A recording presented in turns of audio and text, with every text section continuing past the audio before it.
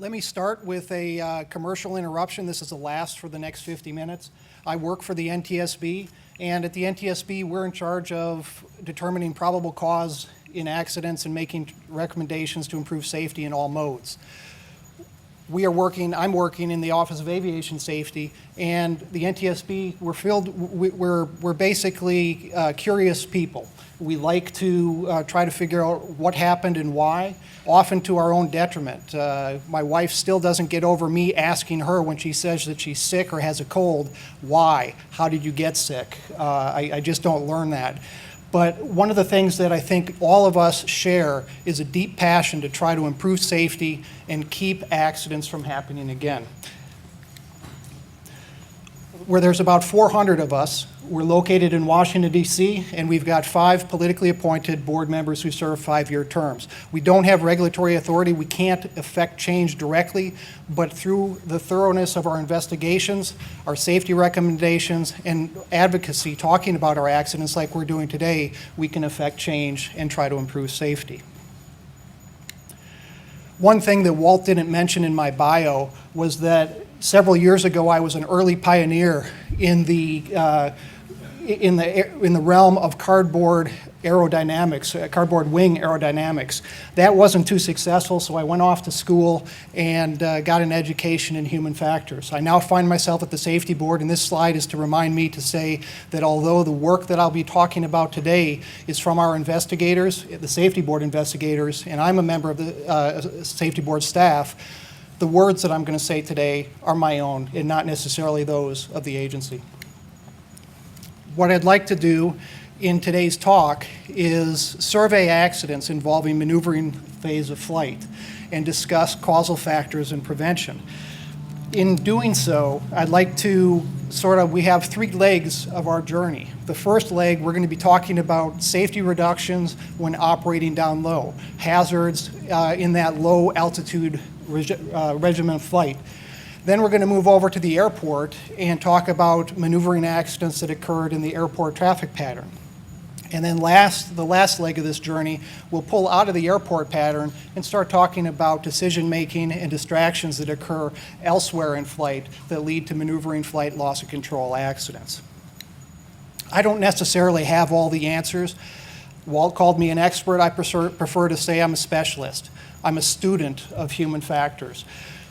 And we rely on other pilots. We need to know what's going on. And so hopefully this seminar today will be a dialogue. We can share together, share information, share wisdom, and talk about accidents. One of the most important things when thinking about looking at an accident, it's all too easy to just dismiss an accident or particular human's error as that was just a dumb pilot, a stupid pilot trick.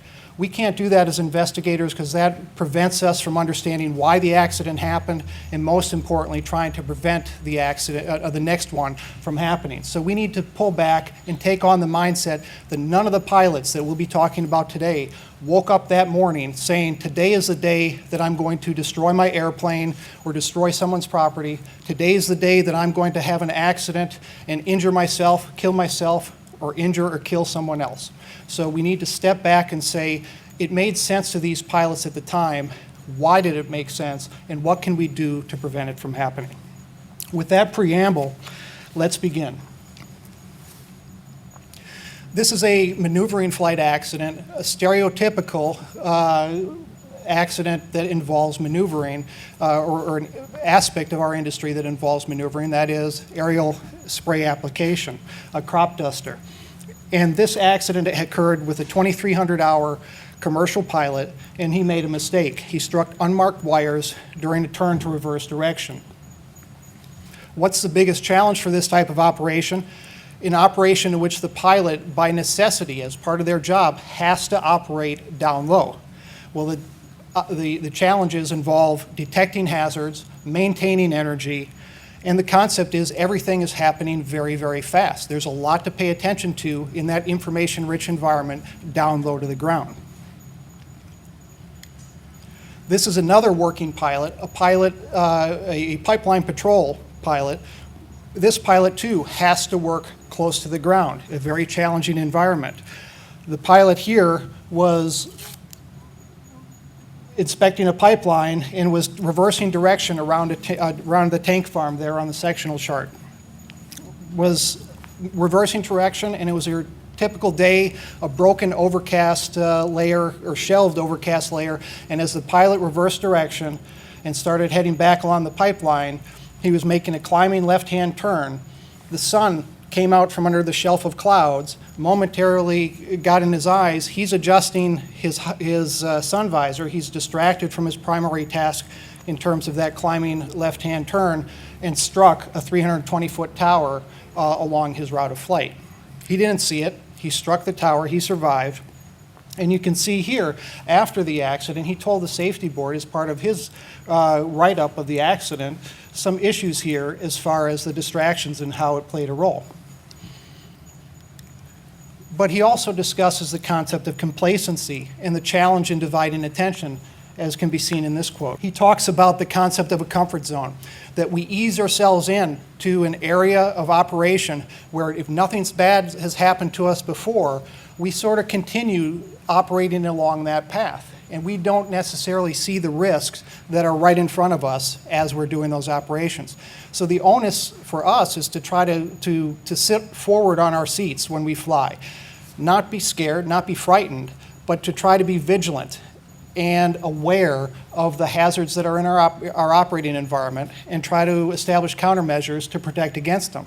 In this case, you can mitigate risk through pre-planning the route, through identifying hazards along the flight path. In the case of that aerial spray applicator, they accept the risk as far as the potential for accidents, and that pilot walked away because of the aircraft structure, the roll cage, and so there are ways to mitigate risk if you have to operate down low, especially as part of the job in which you're flying. In this case, we'll again stay with the concept of a working pilot, and we will talk about an accident involving an instructional flight. Student pilot and a flight instructor who had 1,300 hours were doing a off-airport emergency landing drill, power out drill, and they got down to about 50 to 100 feet when they struck a wire. They originally thought it was a bird. They flew back to the airport. That's the damage to the vertical. So they came underneath the wire in their low approach doing the simulated engine out performance. Did they need to be down this low? The answer is no. I see a lot of shaking heads. What could they have done to have performed this maneuver in a safer manner?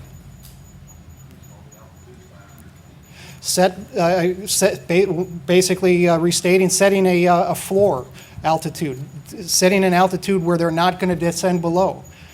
The concept of planning, thinking the maneuver through before executing it, especially in an operation where they don't have to be operating that low to the ground.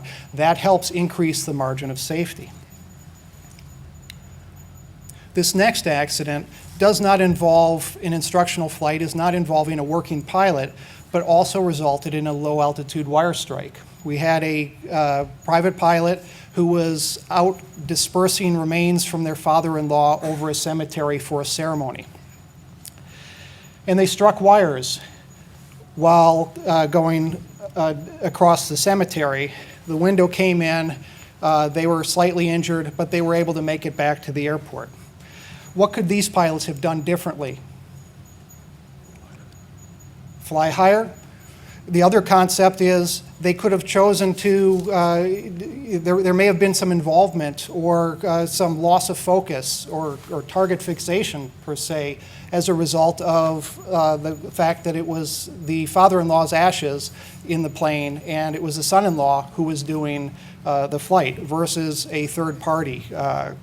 But the other concept would be ground reconnaissance. Actually, if you're going to do this, go down, assess the hazards. It's part of the pre-planning, the risk mitigation that needs to happen before. Our next accident involves a call for a pickup. And this doesn't involve a cell phone call from an airplane, but in this case we had a pilot who was out flying some passengers around, did not have a lot of experience, only 180 hours in the last 7 years, and not much time in the last 90 days. The question of carrying passengers aside, let's pull back and ask what happened. The call for pickup was actually a prearranged signal that the pilot had with his wife, where when he was done flying for the day, he was going to orbit the house a couple of times as a signal to his wife that he subsequently needed a ride to the airport.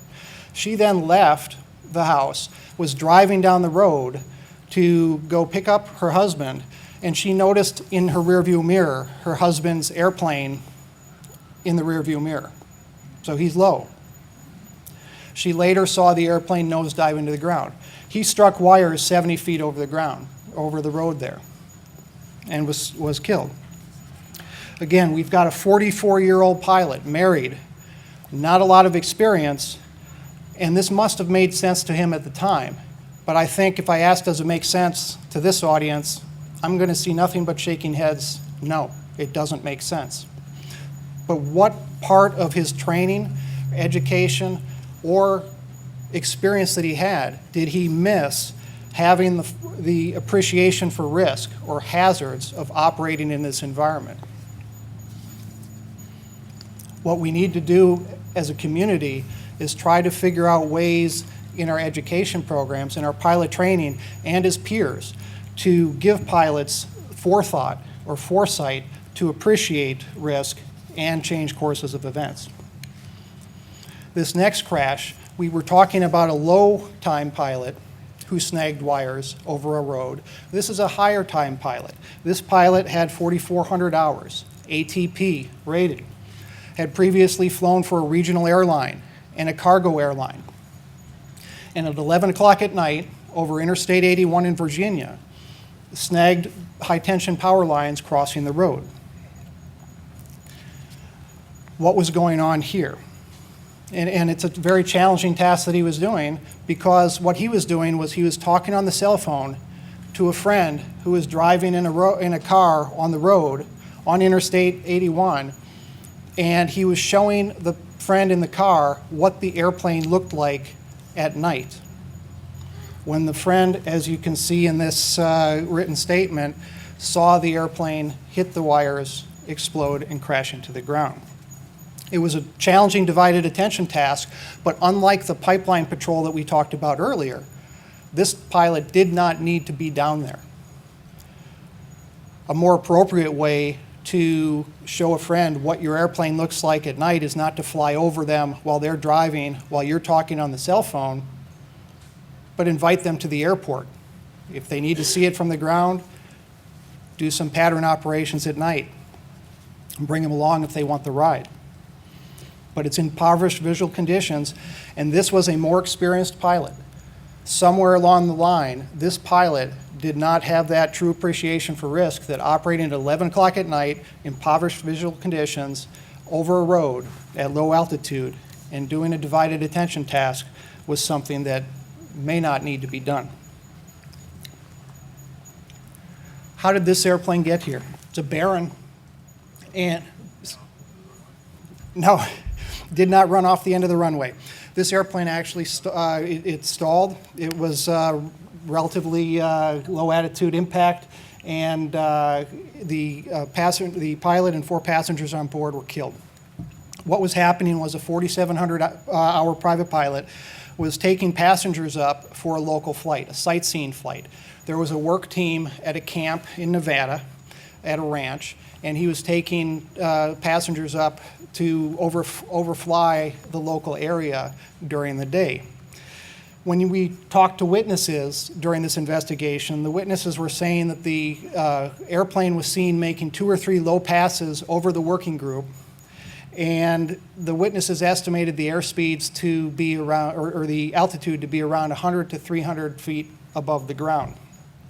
They saw the airplane make a sudden steep pitch up, climbing left turn, approaching 90 degrees, and then sort of stalled out and crashed nose first into the ground. A GPS on board showed that the ground speed during some of these passes, these low altitude passes, was approaching 120 knots. One witness thought it was a crop duster, but in this case it wasn't a crop duster. This pilot did not need to be operating down that low. And a witness up on the mountain actually took some pictures of this airplane. So we weren't relying necessarily or exclusively on eyewitness testimony, but we had photo evidence of this airplane as it's moved across the valley floor there. And as you can see, if I zoom up that last picture, that airplane's only about 3 or 4 wingspans from the ground when it's doing its maneuvering. How do you prevent an accident like this?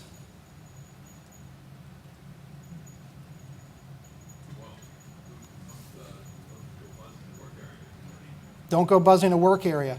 And is this a very good way to share general aviation with people who may not be necessarily familiar with general aviation?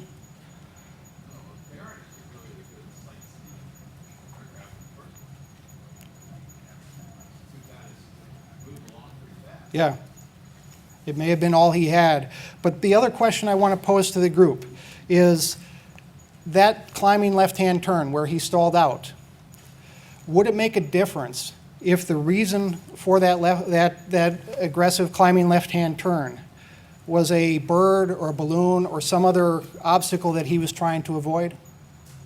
Would it make a difference in our assessment of whether this was a good idea to do or not, or whether this pilot really needed to be down there? And I'm seeing heads shaking no. And the reason is that the pilot is operating down low to the ground. There is very little margin for error. They did not afford themselves the ability to recover from surprise or anything unexpected happening in their task environment. Sometimes pilots, who survive accidents, actually will draw a diagram for us as far as the circumstances of the event. And in this case, what we have is a pilot here who was out doing a sightseeing flight. They're the only person in the airplane, and as they're returning to the airport, they saw a friend of theirs on the road while they were driving. But you see here, what happens is the airplane landed. I don't think that's a bat. I guess those are 2 dragonflies. But the airplane landed on a dirt road off airport, didn't get to the airport. Why did it land on the dirt road? Well, what we often don't see in these maps that pilots draw for us is statements like, where I hit the SUV. And again, we can laugh here, but the concept is this made sense to this pilot at this time. He saw the friend, and so he did a 180 turn, and he was going to do a strafing run, fly over his friend, as his friend was driving on that dirt road. He wound up putting his friend into the hospital, and that's the tire track of his left main gear as he went over the car. The gear fell off. He then came back around to land on that dirt road to check on his friend. Again, what would you think the age of this pilot might be? And that's the answer was 22, in the 20s, and that's the stereotypical response. We're thinking, okay, that's the young risk taker. That's the person that shouldn't know better. This pilot was actually 70. This pilot should have known better. And our challenge as a community is, how do we get in touch with pilots like this to say, it's okay to look down, it's okay to see friends on the ground, but it's a lot safer to get to the airport, call your friend, or the next time you have a drink with your friend, to say, hey, I saw you on the air, I know where you were. Surprise them that you knew what they were up to because you saw them from the air, not necessarily have them see you or have this up close and personal contact. 70 years old.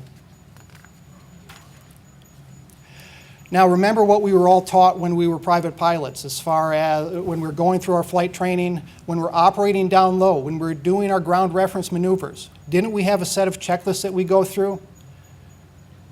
What were some of the things on that checklist, or one of the primary things before we started letting down to do our maneuvers? What was one of the things that we were supposed to do?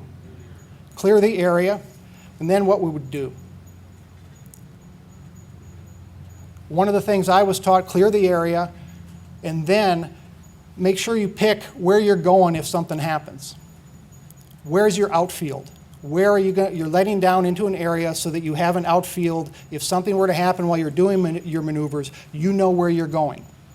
Well, this pilot was out checking deer stands and orbiting, looking at the deer stands on his property, and noticed that his Piper Light Sport was starting to descend, had lost altitude. He didn't catch it. He didn't arrest it. When he tried to arrest it while it was happening, when he tried to arrest the power or the descent, he applied power. There was no power to be had. The engine had frozen up, carburizing. He wound up stopping, and as you see in that bottom left-hand picture, when the airplane was recovered, put on a set of blocks, the engine ran quite fine. There was nothing wrong with the engine. But again, this pilot just didn't work through the basic checklist. Let's go back to that tower pilot who was talking about that comfort zone, that sense of complacency. This pilot clearly had a sense of complacency that they didn't need to clear the area. They didn't need to follow the checklist. Hey, we're going into a low power state. Maybe we need to apply carb heat to protect ourselves, to minimize or to mitigate the risks of the environment that we're starting to operate within. I'd be remiss if I didn't show, when we're talking about maneuvering accidents happening low to the ground, this famous accident involving Corey Lytle in the East River in New York. Don't need to belabor the point, but that was the route of flight from Teterboro, and we had a CFI in that plane that wasn't necessarily familiar with the local area. They hit the building about 332 feet up. And what was happening was they were making that left-hand turn to avoid the Class B airspace, and were making it in a downwind direction. So they were getting pushed as they're turning. And instead of accepting the concept of an altitude bust, climbing up or exceeding the limits of that airspace, they unfortunately hit the building. And the probable cause cited in this case, planning and judgment and experience of the pilots involved. Our accident reports for surviving pilots, they afford us an opportunity to hear from the pilots. How could they have prevented the accident from happening again?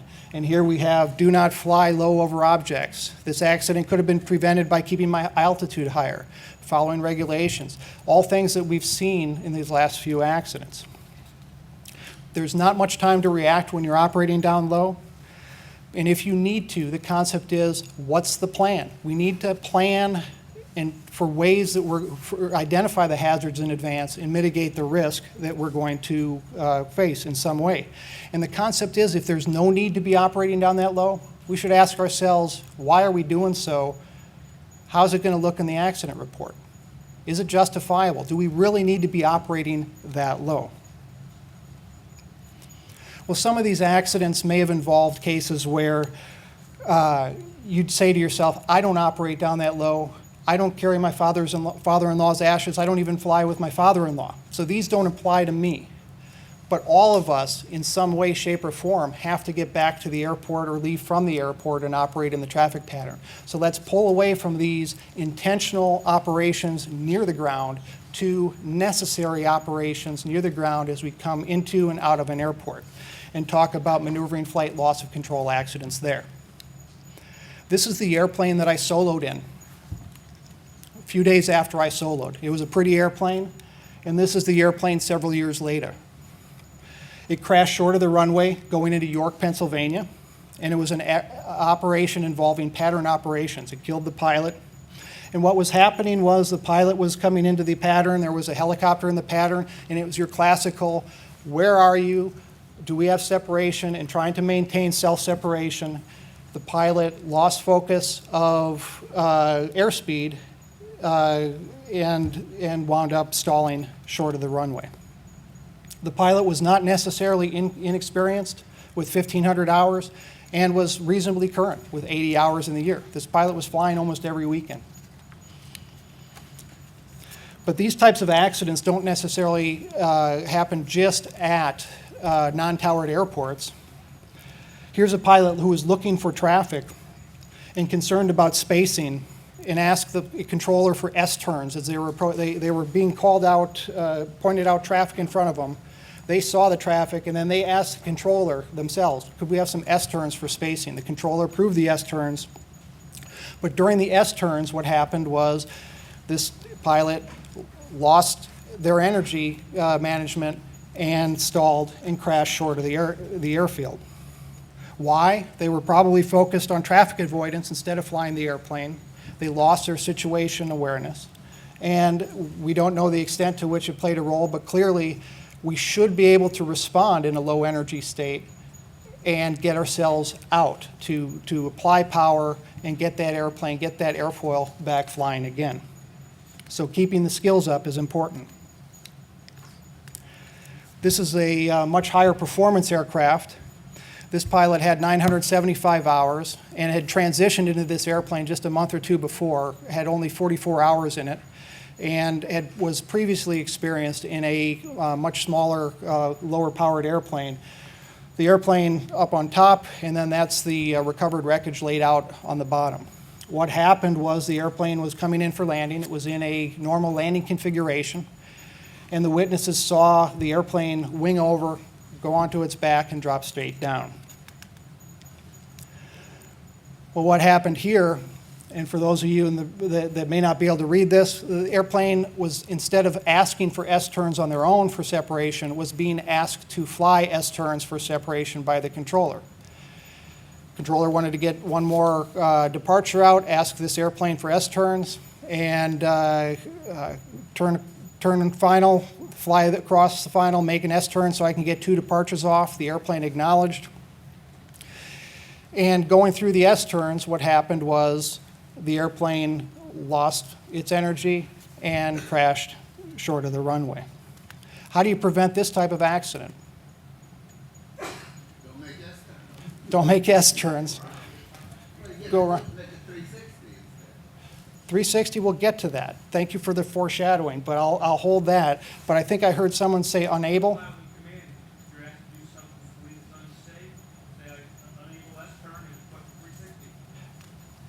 That's right, and the common theme as we move through is we are the pilot in command. It's our responsibility to be proficient. It's our responsibility to know the performance limitations of our airplane, and it's our responsibility to ensure that what we're doing up there allows us to successfully get back down here. And if we need to make a phone call on the ground when we get back, if we need to embarrass ourselves, those are things that are okay to do, short of crashing short of the runway. Another one where a pilot might have needed to say unable or could have said unable, but has some slight different issues involved in it. This is a banner tow pilot, and in this accident, about 6 days before the accident, they drop off their banner on the left side of this runway, 36 left, and they used to fly crosswind and head off to a right downwind for 36 right and get into the pattern. The local operations there had changed where what they were now being asked to do was they dropped the banner off on the left of 36, and then they needed to do a 180 on the north side between the 2 runways, come down, and then do a 180 on the south side between the 2 runways and land basically left base for 36 right. That had been going on for about 6 days prior. The 6th day into it, this pilot crashed, got low, or got slow, stalled out in the turn. And so in this case, we had some procedural issues. The pilot could have said unable, but we also had a system issue that magnifies the vulnerability when we're operating at steep attitudes close to the ground. We had an issue here where the airspeed indicator was reading a few knots high, so you didn't have a complete picture or a true awareness of where he was as far as his airplane goes, and the stall warning was inoperative.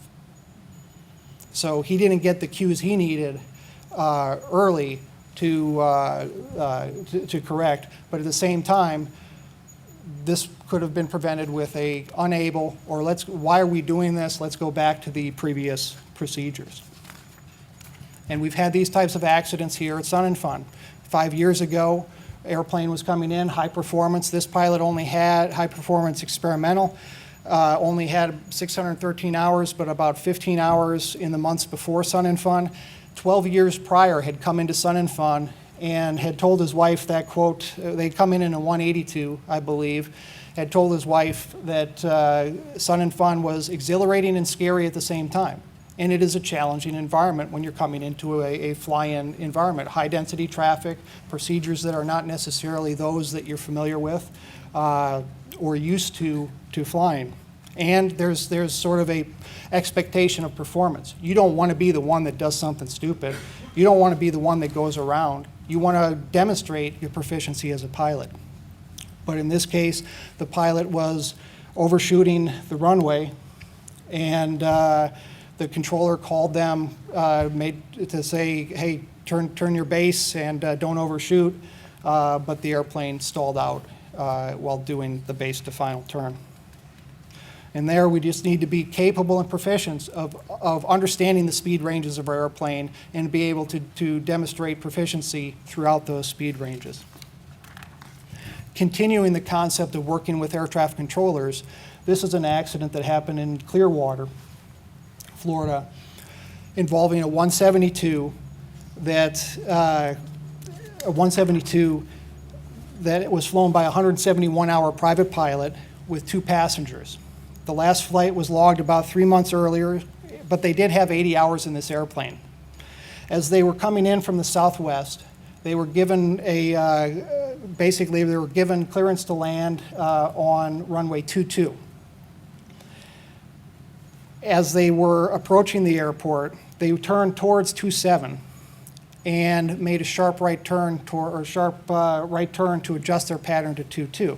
The controller dialogue there that may not be visible is, land 22, hold short of 17. The pilot acknowledged that clearance, and then subsequently, the controller queried them and said, verify that you're lined up for runway 22. The 172 pilot said, 00 Quebec, sorry about that. At which point the airplane crashed short of the runway in the bay.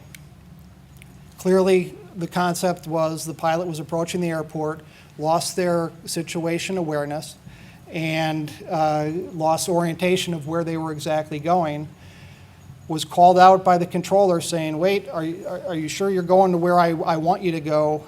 And instead of confessing and dealing with, hey, look, we're not set up to do this, I screwed up, they aggressively tried to maneuver the airplane to correct their mistake and lost their lives in the process. The concept of just jotting, doing the airport diagram on your knee board to maintain your orientation comes into mind. The airplane was just about 25 pounds or 24 pounds over max gross weight based on the loading, and the concept there, I guess you could add that once you start entering into that, you're working outside the flight envelope, you're now a test pilot. So that's also affecting the circumstances of this event.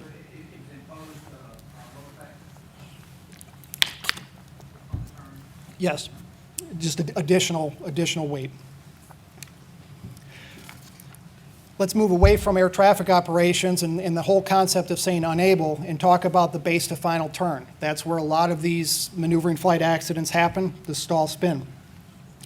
In this case, pilots coming in, does a midfield crosswind for that runway, does their downwind, and then the base turn has the wind pushing them. They overfly the center line, try to correct, and wind up crashing.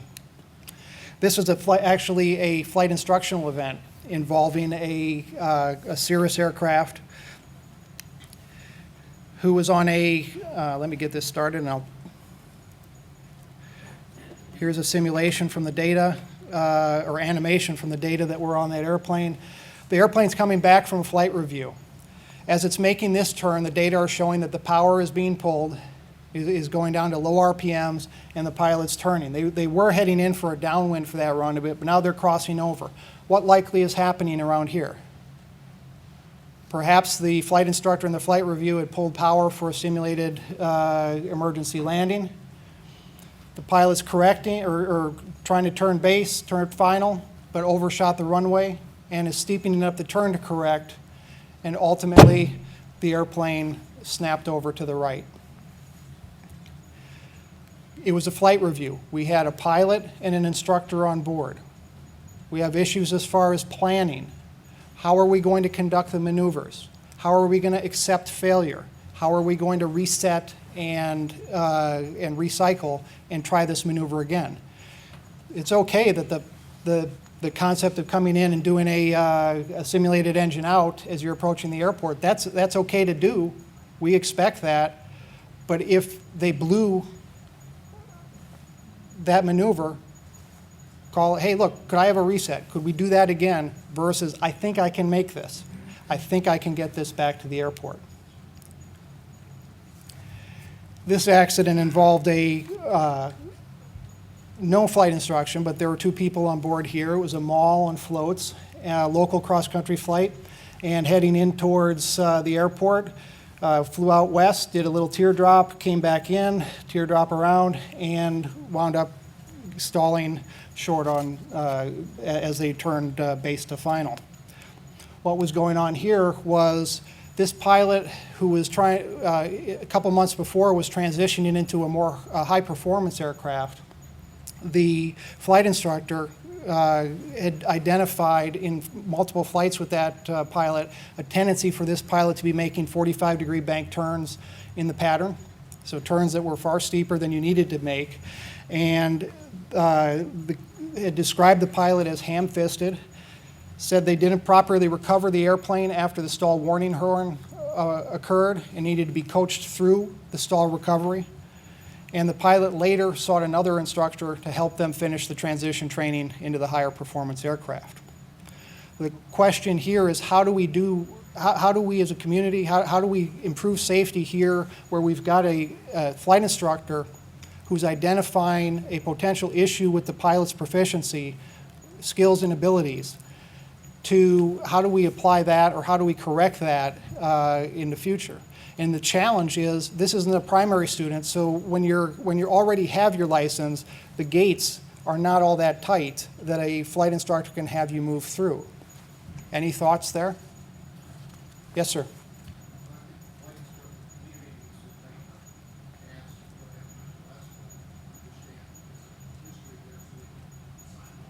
So better dialogue and coordination and standards among flight instructors would help do this, especially in the post-primary instruction. We talked about somebody mentioned 360s, and thank you for bringing that up. The concept of 360s on downwind. This was another flight review underway. We had the pilot in the front seat of this RV-8, the CFI in the back seat of the RV-8, and they were doing a flight review in the state of Washington, flew off to this small airport, and they landed to the east on runway 9. Turned around, took off, going back out to the west, flew around, and then they're coming in to re-enter the pattern right downwind for runway 27. And witnesses observed the airplane enter a steep right-hand bank, estimated around 60 degrees of bank. And as the airplane came around about 360 degrees into the turn, it snapped left and went into the ground. And so that was the RV-8 before. This was the RV-8 after it was recovered from the field that it crashed in about a quarter mile north of that airport. The question is, what was the purpose of doing that 360? And is there a purpose of doing that 360? What sort of advanced planning was done by these two pilots? What sort of awareness was done by these two pilots while they were flying this maneuver?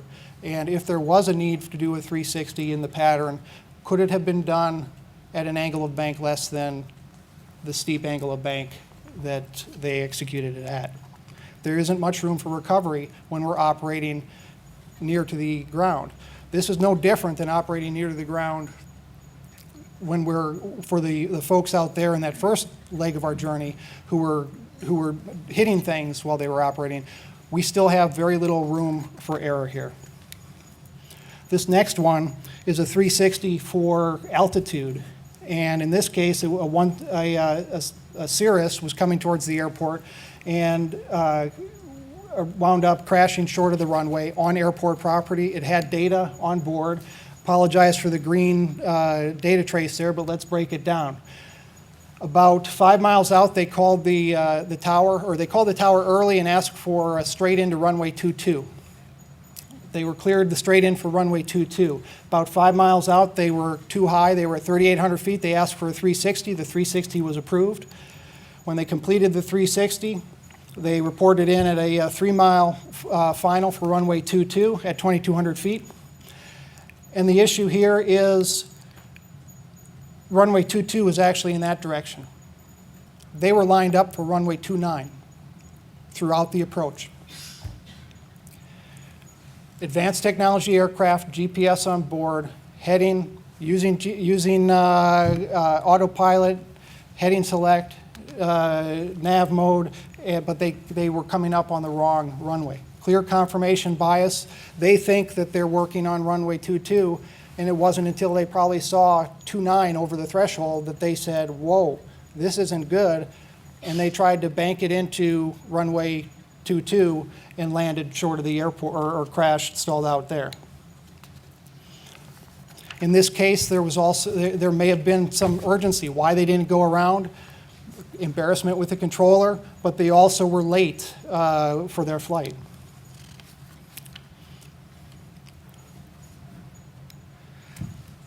Let me just move forward a little bit. This is a landing go-around.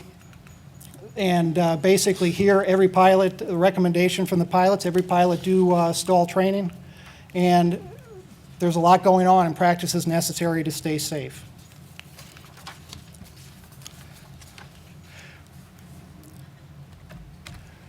Let me wrap up with one final case study. And we have this airplane crashed after a long day at the airport. The airplane had undergone a maintenance event where it was getting a panel change out, and on an earlier test flight that day, there were some high fuel pressure readings. And they wound up spending the next part of the 3 or 4 hours trying to troubleshoot those spurious fuel pressure readings, unhooking hoses, rehooking. They finally got things fixed. The pilot now is late for a commercial flight, tired from staying there all day, and launched off to fly home to try to catch that commercial flight. About 4,500 feet, the engine stopped. He called for a emergency outfield, found one, and landed at the airport, stalled it out on the base to final turn, and landed hard, damaging, almost destroying this airplane. After landing, the right fuel tank had fuel in it. The left fuel tank had no fuel in it. The pilot took off with the fuel selector on the left and didn't change it, didn't check it when the engine stopped. And the pilot told us that he made a whole bunch of errors on the flight, and let's just step through the errors that he made. Didn't just leave the pressurization, the pressure problem, indication problem alone and just completing the trip earlier, not stopping the mechanical work earlier. This was a 3-hour delay. We've been there where you want to get going, you want to get home, you're tired, frustrating. He didn't do a thorough walk around. He didn't complete the checklist. He took off tired, frustrated, and angry, and he wasn't monitoring the fuel. When the engine stopped, he fixated on the concept of, oh, this has to be related to the previous maintenance work. This isn't because maybe I need to check the fuel. Didn't follow the checklist up there, and he kind of wished that in hindsight he'd just gone and flown to, gotten a ride to the airport instead of driving, and then he could have picked up his airplane when he was fresh on a cool day and departed clear of mind. And this is a good quote from this pilot. The last thing I want to leave you with is, I'm a student of human factors, but I'm also human. Even though I know all the ways that people can make mistakes and I evaluate my mistake, or evaluate the mistakes of others as part of my job, I'm not immune to making those same mistakes. And what happened here was something that happened very similar to that pilot who was landing on runway 22. My airplane has 2 GPS. It's a 172, but it's got a nice sophisticated panel. I try to maintain my awareness. I was flying IFR one day. I came through the bases, and air traffic called the airport and basically said airport's 5 miles at 12 o'clock. I called the airport in sight. I'd never been to this airport before. I had an expectation. I'd seen it on Google Earth. I thought I knew what I was doing. I thought I was doing good, proper planning. But as you can see on the slide here, the green line is the 12 o'clock to the airport that the controller was calling me. When I came out of the bases, I was seeing this airport over here. And I proceeded straight to that airport. I'm making my position calls. For some reason, I'm not referencing my GPS anymore. I'm looking out. Why am I looking out? Because another airplane is announcing that they're about the same distance from the airport that I am, and now I'm in a vigilance mode. I'm looking out, and I've shed a lot of my workload. Inappropriately so, because I'm starting to head closer to that Class C airport, and it wasn't until I saw a regional jet turning close to me, and my brain is saying, boy, they really dropped those regional jets close to this small little airport that I'm going into, that I then woke up. That was my runway 29.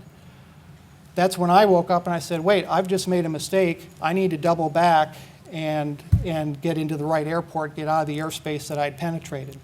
So the concept is human factors is something that we're all vulnerable to, even somebody who is specialized in human factors. And the thing that we need to try to do as far as maneuvering flight and loss of control accidents is change history. They say history repeats itself, and loss of control during maneuvering flight was something that early pioneers of flight struggled to overcome. More than 100 years later, we're still talking about it. And this accident involving the Wright Flyer happened in 2009 at Huffman's Prairie in Dayton, Ohio. The basic factors that lead to safety in this phase of flight have not changed. They involve good planning, good decisions, honed skills and proficiency, and speed awareness. In other words, we need to think ahead in advance of the flight. We need to think ahead of the airplane in flight and about the accident report if in doubt. We have to ask ourselves, can we stop history from repeating as it relates to maneuvering flight and loss of control? Thank you.